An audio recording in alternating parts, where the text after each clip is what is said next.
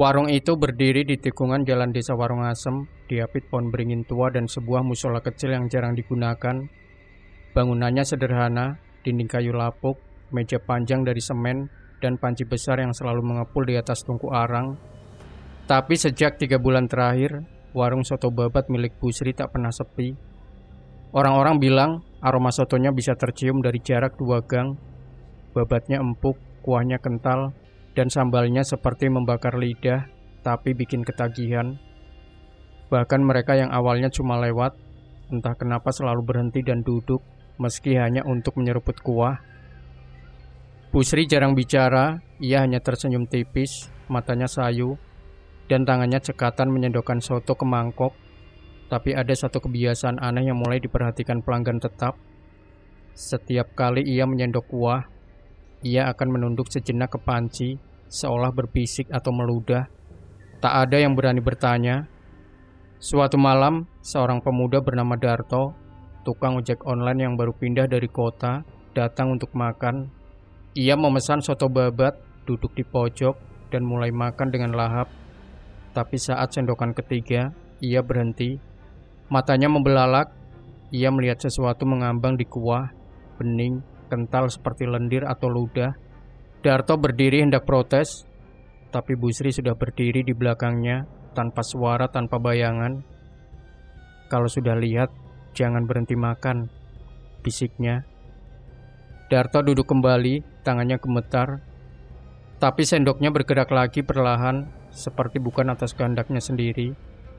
Di luar warung angin berhenti, beringin tua bergoyang pelan, dan dari arah musola terdengar suara kain dikibaskan, seperti pocong yang baru bangun. Namanya Pak Karyo, sopir truk tua yang biasa melintasi jalur Pantura, berhenti di Warungasem karena ban belakang truknya meletus. Ia tak pernah tahu soal warung soto babat Bu Sri, tapi hari itu entah kenapa, langkahnya seperti ditarik ke warung itu. Ia duduk memesan seporsi dan makan tanpa bicara. Sendokan pertama membuatnya terdiam. Kuahnya hangat, tapi ada rasa dingin yang menjalar dari tenggorokan ke perut. Babatnya kenyal, tapi seperti ada sesuatu yang bergerak di dalamnya. Ia mengangkat mangkok, menatap kuahnya, dan melihat bayangan wajahnya sendiri, tapi dengan mata putih dan mulut ternganga. Pak Karyo muntah di lantai, bukan makanan, tapi darah bercampur lendir putih. Pelanggan lain terdiam. Bu Sri hanya menyodorkan tisu dan berkata pelan, "Kalau tubuh menolak, itu tandanya belum siap." Pak Karyo pulang malam itu dengan tubuh menggigil, tapi keesokan harinya ia kembali. Dan hari berikutnya dan berikutnya, setiap kali makan ia muntah, tapi ia tetap datang, bahkan mulai membawa teman-teman sopir lain. Warung soto babat makin ramai. Di rumahnya, Pak Karyo mulai bicara sendiri. Ia mengaku melihat pocong duduk di kursi belakang truknya, meludah ke dashboard. Ia mulai tidur di lantai, membungkus tubuhnya dengan kain putih, dan setiap malam ia mengigau, "Aku kenyang," tapi dia belum puas. Istrinya melaporkan ke dukun kampung, tapi dukun itu menolak datang. Katanya, kalau sudah melibatkan ludah pocong, bukan manusia lagi yang bisa menolong. Namanya Rara, usianya 7 tahun. Ia datang bersama ibunya, seorang penjual jamu keliling yang baru pindah ke Warungasem. Hari itu panas, dan ibunya mengajak Rara makan siang di warung soto babat yang katanya lagi viral. Rara duduk di kursi plastik biru, mengayun-ayunkan kakinya sambil menatap panci besar di dapur. Ia melihat Bu Sri berdiri di depan panci, menunduk, lalu meludah pelan ke dalamnya, tapi tak ada yang bereaksi.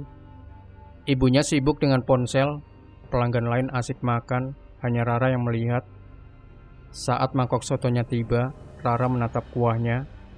Ada gelembung kecil yang tak pecah mengambang di permukaan.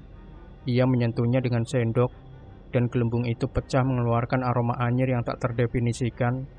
Bukan bau daging, bukan bau rempah, tapi seperti bau kain basah yang dikubur.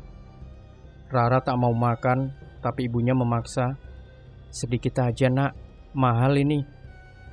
Sendokan pertama membuat lidahnya kebas. Ia merasa seperti ada sesuatu yang menjalar dari mulut ke telinga, lalu ke belakang kepala. Ia menoleh ke arah dapur. dan melihat pocong berdiri di balik jendela menatapnya. Mulutnya terbuka dan dari dalamnya keluar ludah putih yang menetes ke lantai. Rara menjerit, tapi suaranya tak keluar. Ia hanya menggigil dan matanya membelalak. Bu Sri datang menatap Rara lalu berkata pelan, "Kalau anak kecil bisa melihat, berarti dia bersih. Tapi bersih itu bisa dikorbankan." Ibunya tertawa gugup mengira itu candaan. Tapi malam itu Rara demam tinggi. Ia bicara dalam tidur, menyebut nama-nama yang tak dikenal. Ia menggambar pocong dengan lidah panjang dan menulis kata mangkok berdarah berulang-ulang di dinding kamarnya. Malam itu hujan turun pelan, warung sudah tutup, tapi dapur masih hangat oleh bara arang yang belum padam. Bu Sri duduk di bangku kecil, menatap panci besar yang kosong. Ia merasa ada yang mengintip dari dalam panci, bukan bayangan, tapi mata. Mata putih tanpa kelopak yang berkedip pelan. Ia memejamkan mata, mencoba mengusir rasa tak nyaman. Tapi saat membuka kembali, dapur sudah berubah. Lantainya basah oleh ludah putih, dan di sudut ruangan berdiri sesosok pocong, tubuhnya kaku. Kain kafannya kotor, dan dari mulutnya menetes ludah yang mengalir ke arah panci. Bu Sri tak bisa bergerak. Pocong itu melangkah pelan, lalu berhenti di depan panci. Ia menunduk, meludah ke dalamnya lalu berbisik, "Tambah satu mangkok, tambah satu jiwa." Bu Sri terbangun dengan napas terengah, tapi dapur masih basah, panci masih hangat, dan di lantai ada jejak ludah yang belum mengering. Sejak malam itu mimpi itu datang berulang. Kadang pocongnya berbeda, ada yang matanya merah, ada yang lidahnya menjulur panjang, ada yang membawa mangkok dari tanah liat bertuliskan aksara Jawa kuno, tapi semuanya meludah dan semuanya menuntut. Bu Sri mulai bicara sendiri. Ia menulis mantra di dinding dapur, menyimpan kain kafan di bawah tungku, dan mengganti garam dapur dengan abu dari kemenyan. Ia tahu pesugihan ini bukan sekadar perjanjian, ini adalah ikatan. Dan setiap mangkok soto yang ia sajikan harus dibayar dengan sesuatu. Kadang dengan rasa lapar, kadang dengan mimpi buruk, kadang dengan nyawa. 3 tahun sebelum warung soto babat ramai, Bu Sri berjalan sendirian ke dalam alas Gumelar, hutan tua yang dipercaya sebagai tempat bersemayamnya roh-roh gentayangan. Ia membawa sesajen, kain kafan bekas, telur ayam hitam, dan mangkok tanah liat bertuliskan aksara Jawa kuno yang ia dapat dari seorang dukun di lereng Gunung Muria. Langit mendung, tapi tak hujan. Di tengah hutan, ia menemukan pohon beringin yang tumbuh melingkar seperti gerbang. Di bawahnya, ada batu datar yang basah oleh embun.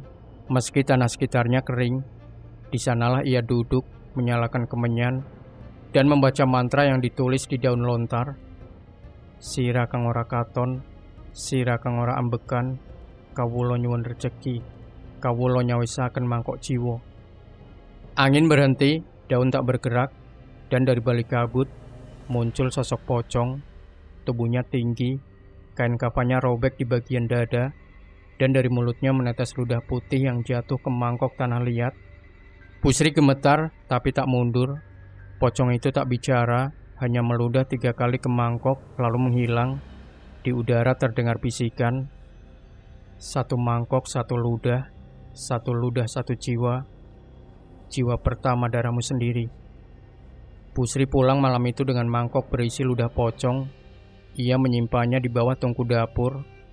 Dan sejak hari itu, ia mulai memasak soto dengan kuah yang tak pernah basi, babat yang tak pernah keras, dan aroma yang membuat orang lupa waktu. Tapi ia juga mulai kehilangan sesuatu, mimpi, rasa lapar, dan suara anaknya yang dulu selalu memanggil dari kamar belakang. Aroma soto babat Bu Sri mulai menyebar, bukan hanya lewat angin, tapi lewat mimpi. Orang-orang dari desa tetangga mulai bermimpi tentang mangkok soto yang mengepul, dengan kuah berwarna keemasan dan bayangan pocong yang berdiri di belakangnya. Mereka bangun dengan lidah pahit, perut kosong, dan dorongan tak tertahan untuk pergi ke warung asem. Di media sosial warung itu mulai viral. Seorang food vlogger merekam kunjungannya, tapi saat mengedit video, ia menemukan frame-frame aneh, wajahnya berubah pucat, dan di latar belakang muncul sosok putih yang tak terlihat saat syuting. Ia tak pernah mengunggah video itu, tapi ia tetap datang kembali setiap minggu dan makan soto dengan mata kosong. Aroma soto babat itu bukan sekadar wangi, ia seperti memanggil, seperti bisikan halus yang merayap ke dalam rongga hidung, lalu ke otak, lalu ke hati. Beberapa pelanggan mengaku mencium aroma soto, bahkan saat mereka berada di kantor, di sekolah, bahkan di rumah sakit, dan mereka tak bisa menahan diri. Di dapur, Bu Sri mulai menambahkan sesuatu ke dalam kuah, segenggam tanah dari kuburan bayi, serpihan kuku dari mayat tak dikenal, dan tetesan ludah dari mangkok tanah liat yang kini retak di bagian dasar. Setiap kali ia mengaduk kuah, ia mendengar suara-suara, tambah rasa, tambah jiwa, tambah lapar. Warung itu tak pernah sepi, tapi pelanggan tak pernah kenyang. Mereka makan dan makan dan makan, tapi tubuh mereka tetap kurus, mata mereka cekung, dan mimpi mereka dipenuhi suara pocong yang tertawa pelan. Hari itu langit warung asem mendung tanpa hujan. Warung soto babat Bu Sri seperti biasa ramai, tapi suasananya berbeda. Pelanggan bicara lebih pelan, sendok terdengar lebih nyaring, dan aroma soto terasa lebih pekat, seperti kuah yang menyimpan rahasia. Pukul 3 sore seorang pria masuk, tinggi, kurus, mengenakan jas hitam lusuh dan peci yang terlalu kecil untuk kepalanya. Ia tidak bicara, tidak memesan, hanya duduk di kursi paling pojok menghadap dapur. Bu Sri menatapnya lama. Ia tahu tamu itu bukan manusia biasa. Ia tidak punya bayangan. Kursinya basah, tapi lantainya kering. Dan setiap kali pelanggan lain menoleh ke arahnya, mereka merasa mual, seolah melihat sesuatu yang tak bisa diprotes oleh mata biasa. Tanpa bicara, pria itu mengangkat tangan. Bu Sri mengerti. Ia menyendokkan soto ke mangkok tanah liat yang retak, lalu menyajikannya. Pria itu makan, pelan, sendokan demi sendokan tanpa suara, tapi setiap kali ia menelan, pelanggan lain menggigil. Beberapa mulai menangis tanpa sebab, seorang ibu pingsan, seorang anak kecil muntah darah. Setelah selesai, pria itu berdiri, ia menatap Bu Sri, lalu mengeluarkan sesuatu dari saku jasnya, sehelai kain kafan yang masih basah, dan sebuah kunci kecil berkarat. Sudah waktunya membuka pintu kedua, katanya pelan. Suaranya seperti gemerisik daun kering.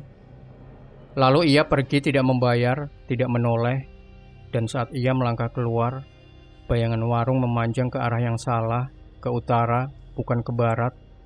Malam itu Bu Sri menggali lantai dapur. Di bawahnya ia menemukan pintu besi kecil yang terkunci. Ia tahu pintu itu bukan menuju ruang penyimpanan, tapi menuju tahap berikutnya dari pesugihan, bukan sekadar ludah, tapi tubuh.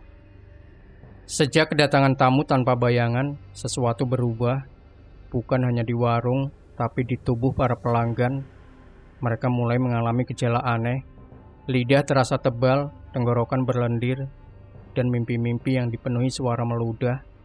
Pak Karyo, sopir truk yang dulu muntah darah, kini tak bisa bicara. Lidahnya membengkak, dan setiap kali ia mencoba berbicara, hanya ludah putih yang keluar.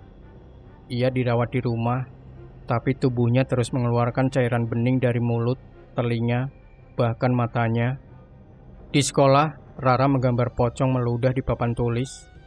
Gurunya pingsan setelah melihat gambar itu. Di rumah ibunya mulai batuk ludah setiap kali memasak, bahkan air sumur mulai berbau amis seperti kuah soto basi. Bu Sri tahu ini bukan kebetulan. Ludah pocong bukan sekadar bahan pesugihan. Ia menular, menyebar lewat aroma, lewat mimpi, lewat mangkok, bahkan lewat kata-kata.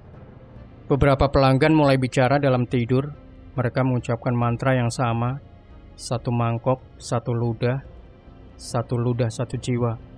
Di desa, anak-anak mulai bermain dengan mangkok kosong, berpura-pura meludah ke dalamnya. Mereka tertawa, tapi mata mereka kosong. Seorang ibu melaporkan bahwa bayinya menangis setiap kali mendengar kata soto. Bu Sri mencoba menutup warung selama 3 hari, tapi setiap malam ia mendengar suara panci berdenting, sendok beradu, dan suara pocong meludah dari dalam dapur. Ia tahu warung itu bukan miliknya lagi. Ia hanya penjaga, dan ludah itu sudah menjadi bagian dari desa. Namanya Jatmiko, usianya 12 tahun. Ia tinggal di desa sebelah, dikenal pendiam dan sering bicara sendiri. Ibunya bilang sejak kecil Jatmiko bisa melihat yang tak terlihat. Ia tahu kapan ada kematian, tahu siapa yang menyimpan rahasia, dan tahu aroma mana yang berasal dari dunia lain. Suatu sore Jatmiko berjalan ke warung asem tanpa alasan. Ia berhenti di depan warung Busri, menatap panci besar yang mengepul. Ia tidak masuk, hanya berdiri, lalu berkata pelan, ludahnya sudah keluar dari mangkok, sekarang masuk ke tubuh. Busri keluar menatap anak itu, matanya menyipit. Kamu bukan pelanggan, katanya. Jatmiko tersenyum. Saya bukan manusia penuh. Separuh saya sudah diambil waktu saya lahir. Ia masuk ke warung, duduk di kursi paling dekat dapur. Pelanggan lain merasa gelisah. Beberapa mulai batuk, yang lain menggigil. Tapi Jatmiko tetap tenang. Ia memesan soto, tapi tidak menyentuhnya. Ia hanya menatap kuahnya lalu berkata, ada 3 ludah di sini. 1 dari pocong yang mati gantung, 1 dari bayi yang dikubur hidup, 1 dari kamu sendiri. Busri gemetar. Ia tahu anak ini bukan biasa. Ia tahu jika Jatmiko bicara, maka kutukan sudah mulai retak.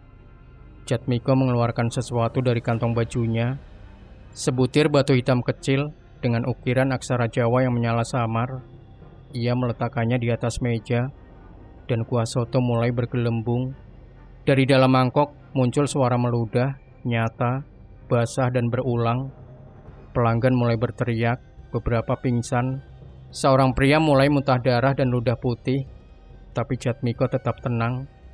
Warung ini bukan tempat makan, ini altar. Dan kamu, Busri, bukan lagi manusia penuh. Ia berdiri meninggalkan warung, tapi batu hitam itu tetap di meja. Dan sejak hari itu, setiap mangkok soto yang disajikan akan bergetar pelan, seolah menolak isinya. Malam Jumat Kliwon, langit warung asem gelap pekat tanpa bintang.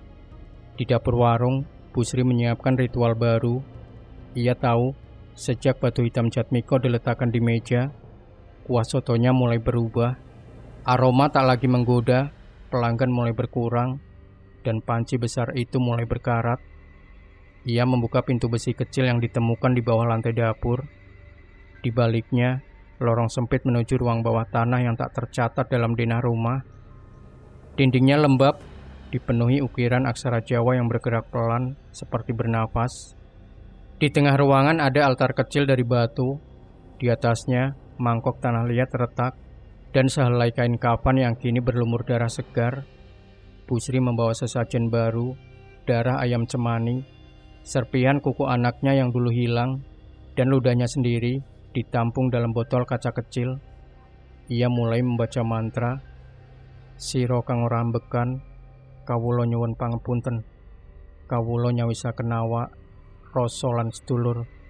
Mangkok iki dudu panganan, nanging tumbal. Angin berputar di dalam ruangan, dinding bergetar, dan dari mangkok muncul asap putih yang membentuk wajah pocong. Kali ini dengan mata merah dan lidah menjulur panjang. Pocong itu meludah ke altar, lalu bicara, kamu sudah memberi rasa, sekarang beri tubuh. Mulai dari yang kamu lahirkan. Busri menangis, tapi ia tahu ini harga yang harus dibayar. Ia mengambil foto anaknya yang hilang, membakarnya di atas altar, dan dari dalam lorong terdengar suara anak kecil menangis, lalu terdiam. Sejak malam itu kuah soto kembali harum, pelanggan kembali berdatangan, tapi setiap mangkok yang disajikan kini memiliki efek baru. Lidah pelanggan membengkak, mata mereka memerah, dan beberapa mulai bicara dalam bahasa yang tak dikenal. Warung soto babat Busri kembali hidup, tapi bukan sebagai tempat makan, melainkan sebagai tempat pemujaan. Sejak ritual penguat dilakukan, babat yang digunakan Busri mulai berubah. Warnanya lebih gelap, teksturnya lebih kenyal, dan aromanya bukan lagi aroma daging biasa. Pelanggan mulai bertanya, "Ini babat dari sapi mana, Bu?" Tapi Bu Sri hanya tersenyum, matanya kosong. Di dapur, ada lemari besi kecil yang hanya dibuka saat malam. Di dalamnya tersimpan potongan babat yang tidak dibeli dari pasar. Daging itu berasal dari sapi yang mati mendadak, bukan di kandang, tapi di kuburan tua di pinggir desa. Sapi itu ditemukan tergeletak di atas nisan, matanya terbuka dan lidahnya menjulur panjang. Di tubuhnya tertulis aksara Jawa dengan darah. Bu Sri tidak menyembelih sapi itu. Ia hanya mengambil bagian dalamnya, babat, hati, dan sedikit paru. Ia tahu tubuh hewan yang mati di tempat kematian membawa jiwa yang belum selesai, dan jika dimasak dengan ludah pocong, maka jiwa itu akan menyatu dengan rasa. Setiap kali babat itu direbus, airnya berubah warna, dari bening menjadi kehitaman, lalu keemasan, lalu merah muda seperti darah bayi. Pelanggan yang memakannya mulai mengalami hal-hal aneh. Mereka bicara dalam tidur, menggambar sapi dengan mata manusia, dan beberapa mulai berjalan mundur saat pulang dari warung. Seorang peternak dari desa sebelah datang mencoba menjual daging segar, tapi saat masuk ke warung, ia pingsan. Ia mengaku melihat sapi-sapi mati berdiri di dapur, meludah ke panci, dan mengunyah babat mereka sendiri. Bu Sri tahu, babat itu bukan sekadar bahan, ia adalah medium, dan setiap potongan yang disajikan membawa kutukan yang tak bisa dicerna oleh tubuh biasa. Namanya Ustadz Mahfud, ia datang bukan sebagai pelanggan, tapi sebagai penyeimbang. Ia mendengar kabar tentang warung soto babat yang membuat orang ketagihan, mimpi buruk, dan muntah ludah putih. Ia tak percaya sepenuhnya, tapi malam itu ia datang dengan niat menghentikan. Bu Sri menyambutnya dengan senyum yang tak sampai ke mata. "Mau makan, Pak Ustadz?" tanyanya. Ustadz Mahfud duduk, ia memesan satu mangkok, tapi tidak menyentuhnya. Ia hanya membaca doa pelan, dan dari dalam mangkok, kuah mulai bergetar. Aroma soto berubah, dari harum menjadi amis, dari menggoda menjadi menusuk. Pelanggan lain mulai gelisah, beberapa keluar. Tapi Bu Sri tetap berdiri di belakang dapur, tangannya gemetar. Ustadz Mahfud membuka Al-Quran kecil dari saku bajunya. Ia membaca ayat kursi, lalu meniupkan ke arah panci. Panci itu mendidih, bukan oleh api, tapi oleh suara. Dari dalamnya terdengar tawa pocong, panjang, serak, dan penuh ejekan. "Ayatmu tak bisa menyentuh ludahku," suara itu berkata. Ustadz Mahfud berdiri, lalu menaburkan garam ke lantai warung. Tapi garam itu meleleh, berubah menjadi darah. Ia tahu ini bukan tempat biasa, ini bukan warung. Ini adalah perut dari sesuatu yang lebih besar. Ia menatap Bu Sri. "Kamu bisa berhenti, tapi kamu bisa kehilangan semuanya." Bu Sri menangis, tapi ia tahu warung ini bukan miliknya lagi. Ia hanya penjaga, dan penjaga tidak bisa mundur. Ustadz Mahfud meninggalkan warung, tapi sebelum pergi ia menulis satu kalimat di dinding luar. "Mangkok yang kau makan adalah tubuh yang kau pinjam." Sejak hari itu pelanggan mulai berkurang, tapi mereka yang masih datang bukan lagi manusia penuh. Mereka makan dengan mata kosong, dan setiap sendokan soto, mereka meludah ke lantai, seolah tubuh mereka mulai belajar menjadi pocong. Malam itu langit warung asem merah gelap, tidak ada bintang, tidak ada suara jangkrik, hanya warung soto babat yang masih menyala meski tak ada pelanggan. Bu Sri berdiri di dapur menatap panci besar yang mendidih, tapi bukan kuah yang bergolak, melainkan darah, merah pekat, berbuih, dan mengeluarkan aroma besi yang menusuk. Di permukaan mengambang potongan babat yang bergerak sendiri, seperti jantung yang masih berdetak. Dinding dapur mulai basah, bukan oleh uap, tapi oleh ludah putih yang menetes dari langit-langit. Dari balik tungku muncul suara langkah pelan, berat, dan berirama seperti detak jantung yang dipaksa berhenti. Pocong muncul, kali ini nyata. Tubuhnya tinggi, kain kafannya robek di bagian dada. Kain kafannya robek di bagian dada dan kaki. Mulutnya terbuka lebar, dan dari dalamnya keluar suara sendok beradu mangkok. Ia melangkah ke arah panci, lalu meludah ke dalamnya 3 kali. Setiap ludah membuat darah dalam panci meledak kecil, memercik ke dinding, ke lantai, ke tubuh Bu Sri. Pusri tidak mundur, ia membuka laci dapur, mengambil mangkok tanah liat retak, dan menyendokkan darah itu ke dalamnya. Ia tahu, ini bukan lagi soto, ini adalah persembahan. Pocong menatapnya lalu bicara, "Mangkok terakhir, jiwa terakhir, kamu atau anakmu?" Pusri gemetar, ia menatap foto anaknya yang tergantung di dinding, lalu menatap mangkok, tangannya bergetar. Tapi sebelum ia bisa memilih, pintu warung terbuka sendiri, angin masuk, membawa suara tangisan anak kecil dan tawa pocong yang bergema. Pelanggan terakhir masuk, tapi ia bukan manusia. Ia duduk memesan, dan saat mangkok disajikan, ia makan dengan lahap. Darah mengalir dari mulutnya, tapi ia tetap makan. Dan setiap sendokan, tubuhnya berubah dari manusia menjadi pocong. Warung soto babat Pusri telah berubah. Dapur bukan lagi tempat memasak, tapi tempat kelahiran ulang bagi mereka yang sudah mati. Warung soto babat kembali ramai, tapi bukan oleh manusia biasa. Pelanggan datang dengan mata kosong, tubuh dingin, dan langkah yang tak meninggalkan jejak. Mereka makan pelan, meludah ke lantai, lalu menghilang tanpa suara. Pusri tahu ini bukan lagi bisnis, ini adalah altar, dan altar menuntut tumbal terakhir. Di dapur, panci besar mendidih dengan darah. Mangkok tanah liat terletak sepenuhnya, tapi tetap digunakan. Ludah pocong kini muncul, bahkan sebelum kuah dituangkan, seolah warung itu sudah menjadi mulut dan sesuatu yang lebih besar. Suatu malam, suara anak kecil terdengar dari lorong bawah tanah. Tangisnya pelan, seperti memanggil. Pusri turun membawa mangkok kosong. Di ujung lorong, ia melihat bayangan anaknya, Rini yang dulu hilang tanpa jejak. Tubuhnya kecil, matanya kosong, dan dari mulutnya menetes ludah putih. "Ibu, lapar."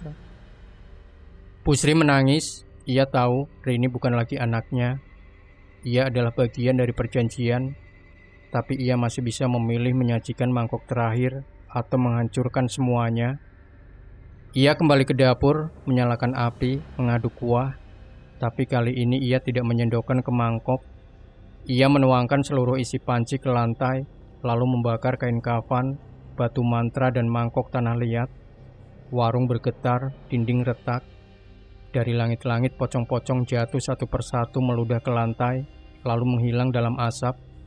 Pelanggan berteriak, tubuh mereka meleleh, berubah menjadi lumpur dan darah. Rini berdiri di ambang pintu dapur, matanya kembali bersinar, tapi tubuhnya mulai memudar. "Terima kasih, Bu." Lalu ia lenyap bersama warung, bersama aroma, bersama kutukan. Warung soto babat Pusri telah lenyap, bukan terbakar, bukan dirubuhkan, tapi menghilang seperti kabut yang tak meninggalkan embun. Di tikungan jalan Warung Asem, hanya tersisa tanah basah dan bau samar ludah yang tak bisa dijelaskan. Penduduk desa tak lagi bicara tentang warung itu. Mereka menyebutnya tempat yang pernah ada, lalu melanjutkan hidup seolah tak pernah makan di sana. Tapi beberapa anak kecil masih menggambar mangkok retak dan pocong meludah di buku tulis mereka. Pusri tak ditemukan. Beberapa bilang ia pergi ke gunung, beberapa bilang ia menyatu dengan panci. Tapi Jatmiko, anak indigo, pernah berkata, Pusri sudah menjadi rasa, tapi bukan rasa yang bisa dinikmati, melainkan rasa yang mengingatkan. Di malam-malam tertentu, angin membawa aroma soto babat yang tak bisa dijelaskan. Orang-orang mencium, lalu menangis, bukan karena lapar, tapi karena kehilangan sesuatu yang tak pernah mereka miliki sepenuhnya. Di musola tua dekat tikungan, seorang ustadz pernah menemukan mangkok tanah liat yang utuh. Di dalamnya bukan kuah, tapi ludah putih yang membeku, membentuk aksara. Rasa terakhir adalah rasa yang tak bisa ditelan. Dan sejak hari itu tak ada lagi warung soto babat di Warung Asem, tapi rasa itu tetap tinggal di tanah, di mimpi, di tubuh mereka yang pernah makan, dan di jiwa mereka yang tak pernah benar-benar pulih.